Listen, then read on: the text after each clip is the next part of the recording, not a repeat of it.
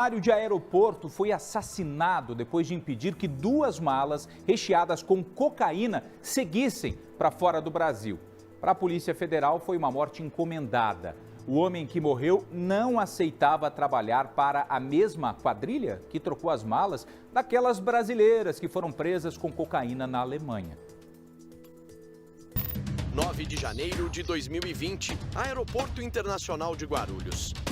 Arisson Moreira Júnior, de 34 anos, é o responsável por conferir as malas que caem na esteira dos voos nacionais. Ele percebe que duas bagagens estão no setor errado. São malas de um voo internacional. Elas são separadas. É a sentença de morte do funcionário. Imagens do circuito interno do aeroporto de Guarulhos, obtidas com exclusividade pela Record TV, mostram como agem os traficantes. Esse é Márcio Roberto Pérez. Ele estava de folga nesse dia, mas chegou de colete laranja em busca das bagagens com a droga.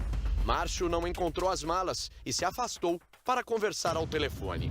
Segundo as investigações, ele falava com outro integrante da facção.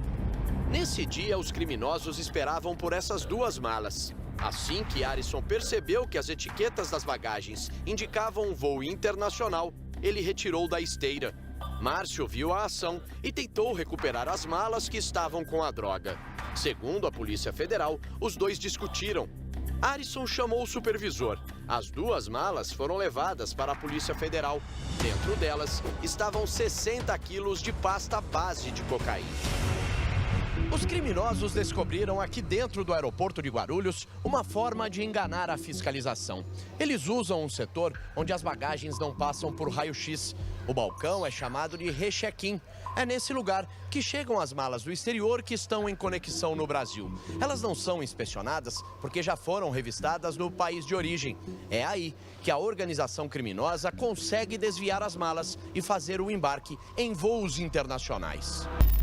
As investigações revelaram que dias antes, os traficantes já haviam tentado cooptar Arisson para o crime. Que o indivíduo dentro do aeroporto assediava mesmo o Arisson para que ele participasse, e a participação dele seria fazer, na verdade, vista grossa, né, para que as malas pudessem dali serem retiradas na área restrita, e ele a todo tempo se recusou a participar.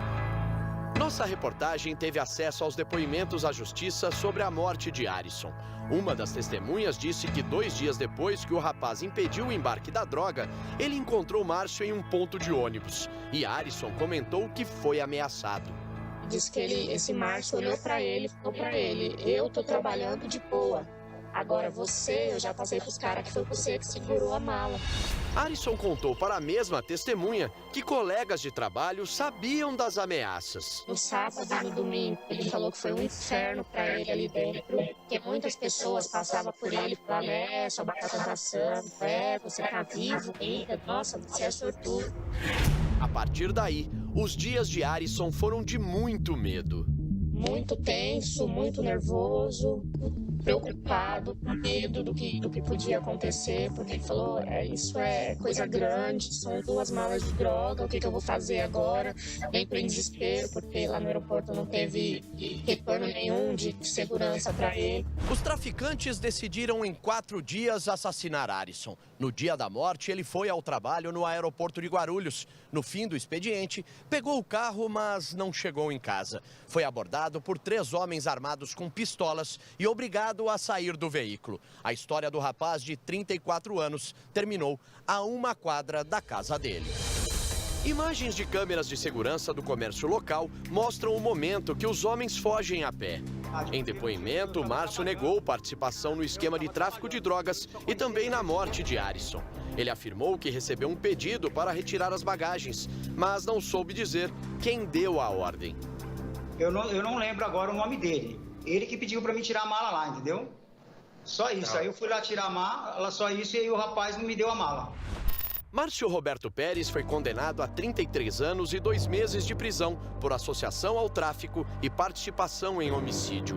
As autoridades já sabem que a facção criminosa responsável por assassinar Arisson é a mesma que trocou as bagagens de 2 brasileiras presas injustamente na Alemanha no mês passado.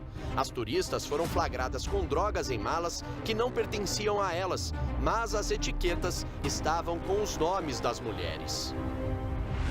A empresa que Arisson trabalhava disse que lamenta a morte do funcionário, mas não vai comentar sobre o crime, porque o caso ainda está sob investigação. Para o delegado Felipe Lavareda, a morte de Arisson foi uma mensagem muito clara aos funcionários do aeroporto de que o tráfico não tolera interferências no esquema criminoso. Isso porque o mercado internacional da droga é milionário. Os 60 quilos de cocaína que Arisson impediu de embarcar chega a valer 30 milhões de reais. Cada mala desviada pelo tráfico rende ao funcionário que está no esquema 20 mil reais, o equivalente a mais de um ano de salário de Arisson, que ganhava cerca de R$ 1.600 por mês e tinha 2 filhos. Tem que esperar uma tragédia dessa para funcionar, né? A segurança de fato. Vamos esperar que agora dê uma apertada nesse cerco e a segurança melhore de fato aqui no aeroporto. Cidadão honesto, ganhava R$ 1.600 por mês, viu alguma coisa errada, chamou o seu supervisor e aí, né, doutora Márcia, ele colocou água no chope da quadrilha, que por mala, né, ganhava R$ 20 mil.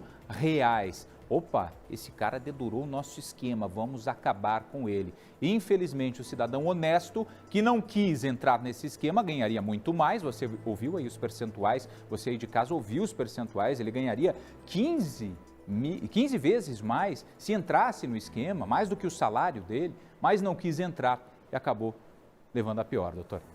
O fato é que, primeiro, claro, as pessoas têm que ser honestas, ponto, né? Mas entendemos quando existe esse tipo de esquema, dentro, tão forte como estava, uma pessoa que atrapalha realmente faz com que o esquema se volte contra eles.